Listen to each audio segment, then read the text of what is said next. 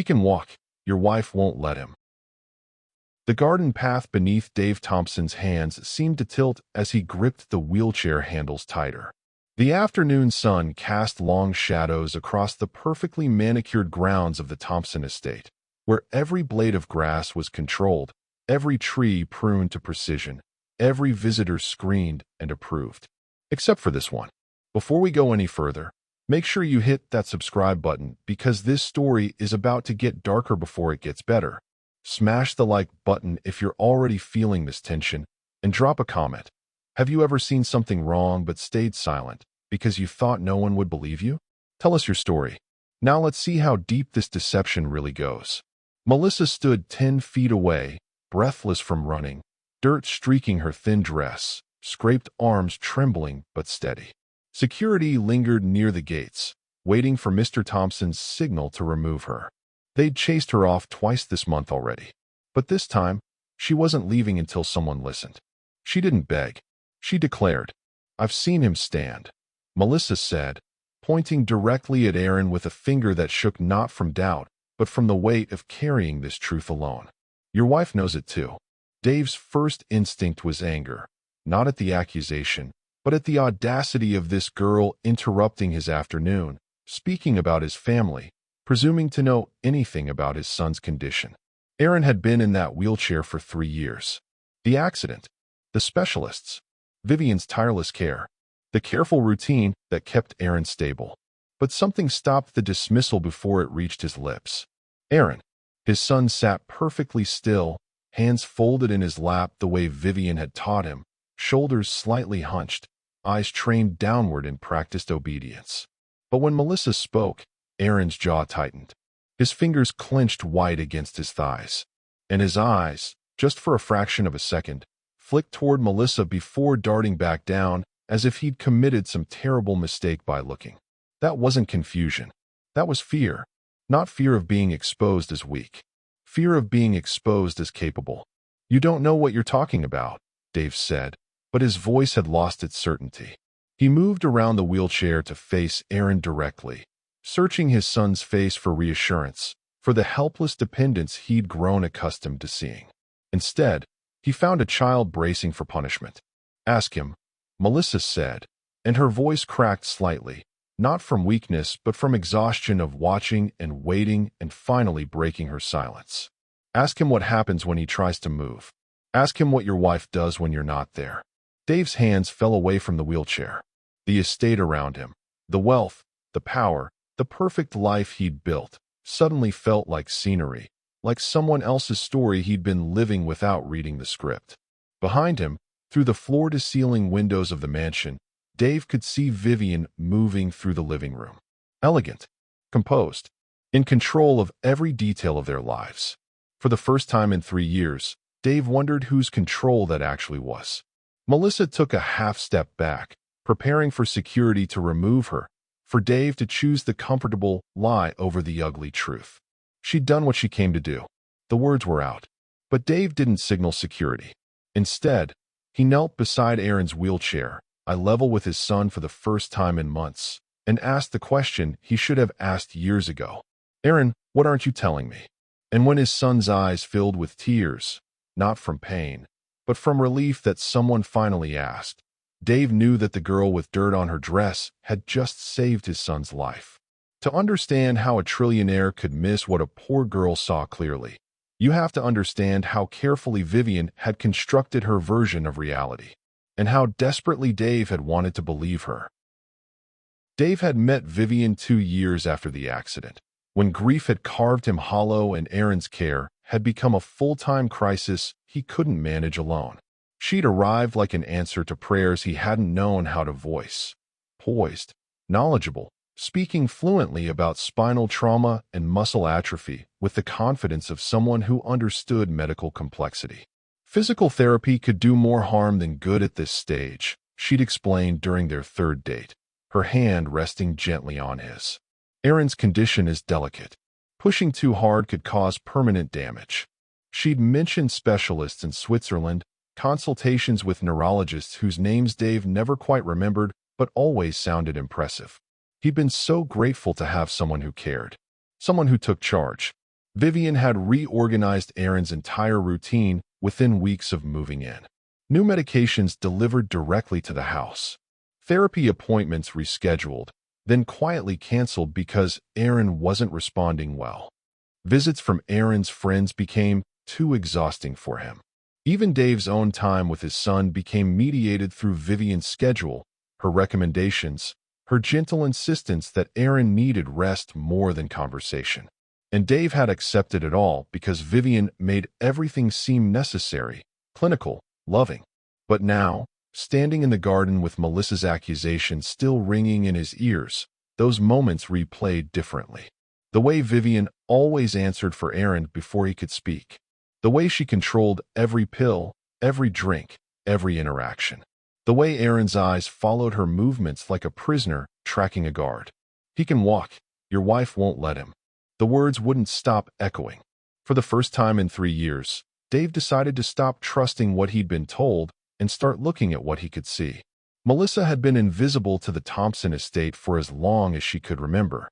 Her mother cleaned houses in the neighborhood, and Melissa tagged along during summer breaks, sitting on back porches, wandering through gardens, existing in the spaces wealthy people never looked. Security chased her off regularly. Staff shooed her away from windows. To them, she was just another poor kid who didn't belong, easily forgotten the moment she disappeared beyond the gates. But invisibility had given her something the powerful never expected, the ability to see everything. She'd been sitting beneath the garden hedges 3 months ago when she first noticed Vivian through the physical therapy room window. Aaron had been alone, gripping the parallel bars, trying to pull himself upright. His legs shook violently, but they held. For 5, maybe 10 seconds, he stood. Then Vivian entered. Melissa watched Vivian's face transform, not into concern, but into cold fury. She'd grabbed Aaron's arm, yanked him back into the wheelchair, and said something that made the boy crumple inward like he'd been struck. After that, Melissa started paying closer attention. She saw Vivian swap pill bottles when Mr. Thompson wasn't home, watched her adjust the therapy equipment so the resistance was too high for Aaron to manage, heard her scolding Aaron through cracked windows, threatening him with consequences Melissa couldn't quite make out, but understood instinctively. Silence or suffer. Melissa had wanted to say something. But who would believe a poor girl over a wealthy woman who spoke like doctors and smiled like angels? For months, guilt gnawed at her. Until finally, watching Aaron's defeated posture, watching Mr. Thompson's oblivious trust, Melissa realized something simple and terrible. Silence was just another way of hurting him. So she spoke. Have you ever had to speak truth to power knowing you might not be believed? Tell us about it below. Now let's see what happens when Dave finally talks to his son alone. Dave waited until Vivian left for her yoga class, something he now realized conveniently happened whenever he tried to spend time alone with Aaron. He wheeled his son into the study, closed the door, and sat facing him at eye level. Tell me the truth, Dave said quietly. About your legs. Aaron's response came automatic, polished. The doctor said I shouldn't push it. Vivian explained. I'm not asking Vivian. I'm asking you. Dave's voice cracked. What happens when you try to move? The question hung between them like a bridge Aaron had been forbidden to cross. His hands trembled in his lap. His eyes darted to the door as if Vivian might materialize through sheer force of will. She said.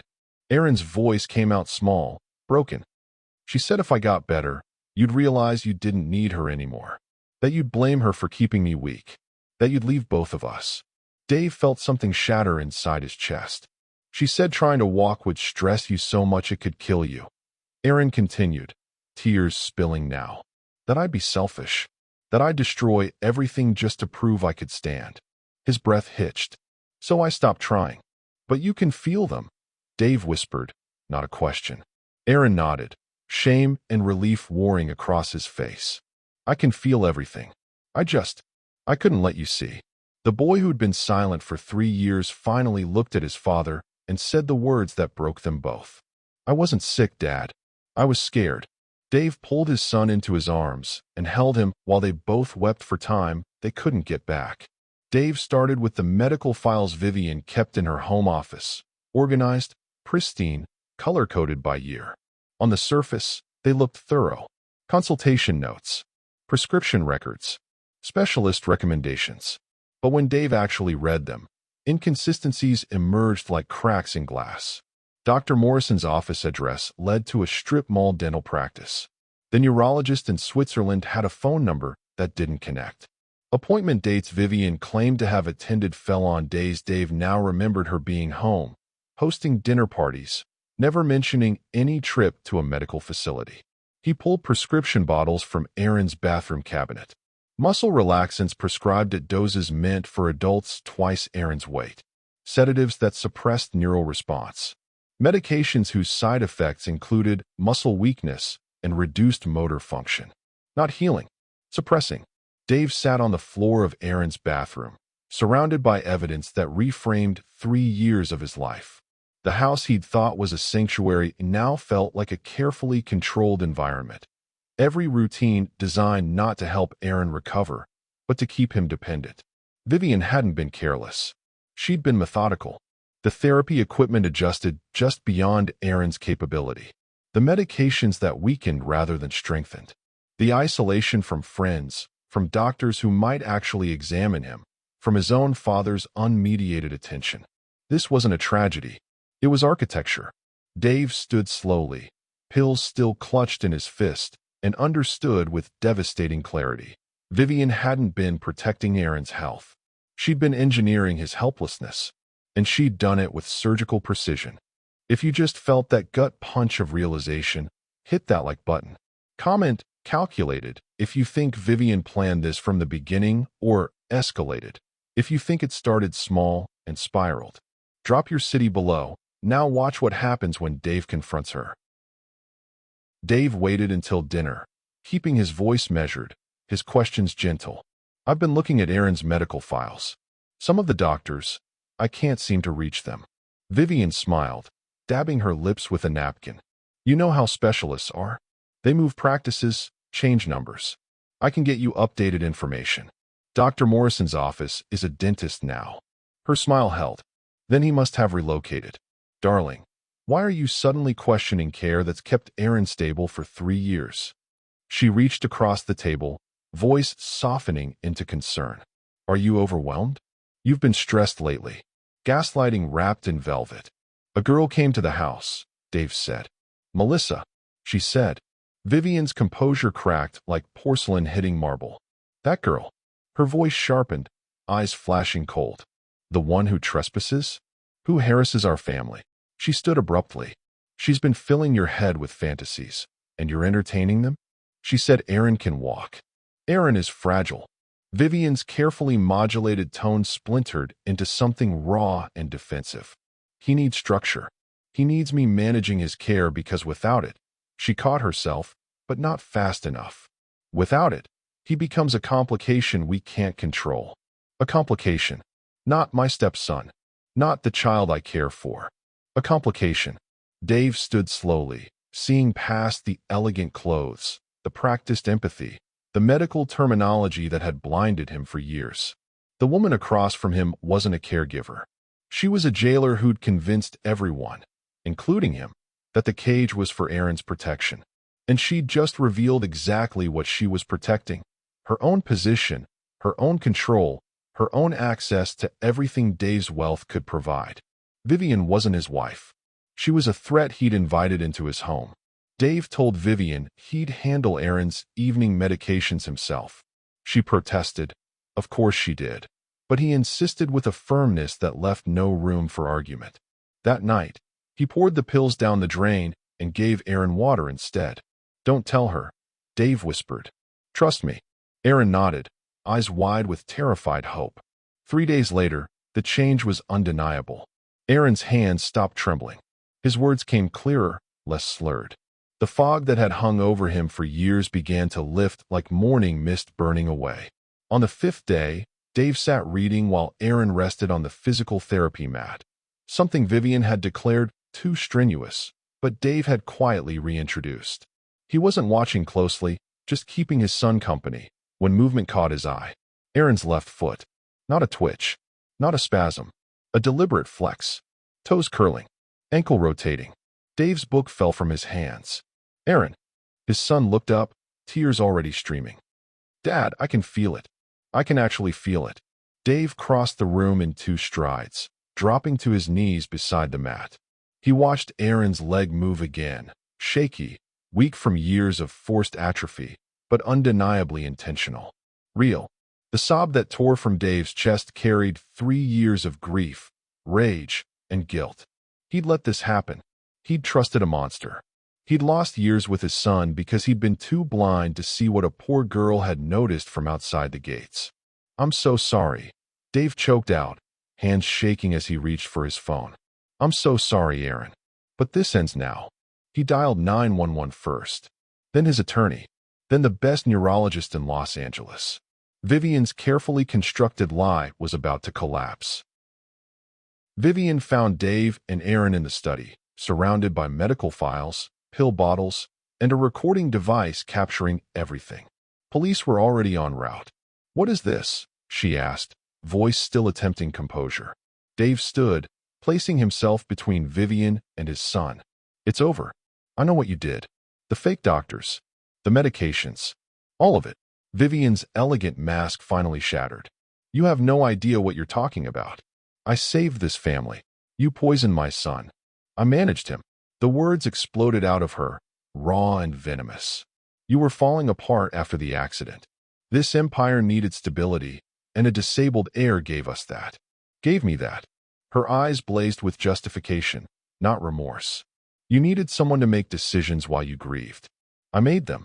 You kept him in a wheelchair to control me, Dave said, voice shaking with fury. I kept him dependent so you'd need me. Vivian shot back.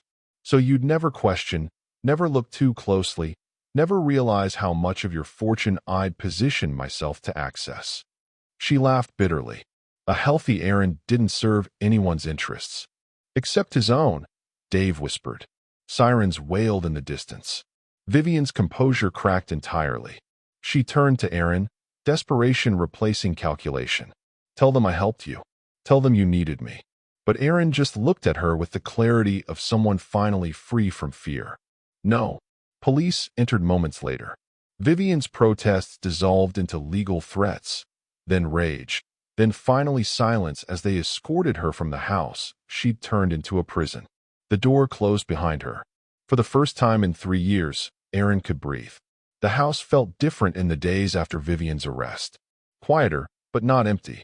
Lighter, like something toxic had finally been ventilated out. Dave hired real doctors, ones with actual offices, verifiable credentials, compassionate eyes. They confirmed what Melissa had seen and what Aaron had hidden. His legs were weak from disuse and chemical suppression, but functional. With proper therapy, he could walk again. On a cool morning 2 weeks later, Aaron gripped the parallel bars in the therapy room, Dave standing close enough to catch him, but far enough to let him try. Aaron's arms shook. His legs trembled violently. But inch by painful inch, he pulled himself upright. Standing. Unsteady, terrified, but standing. Dave's vision blurred with tears, but he didn't look away. He wouldn't miss this. Not again. Through the window, he noticed Melissa in the garden, keeping her usual distance. Dave caught her eye and nodded. Not a dismissal, but acknowledgement. She'd seen the truth when everyone else had looked away. She'd spoken when silence would have been safer. She'd saved his son. Melissa nodded back, a small smile breaking across her face before she turned to leave. Wait, Dave called out, moving to the window. When she stopped, he said simply, thank you. 2 words that could never be enough, but were finally, honestly spoken. Back in the therapy room, Aaron lowered himself carefully into the wheelchair, but this time, it wasn't a prison. It was just a chair, a temporary tool on the road to recovery. Dave knelt beside his son, no longer standing behind him in ignorance, but beside him in solidarity. We're going to get through this, Dave said. Together.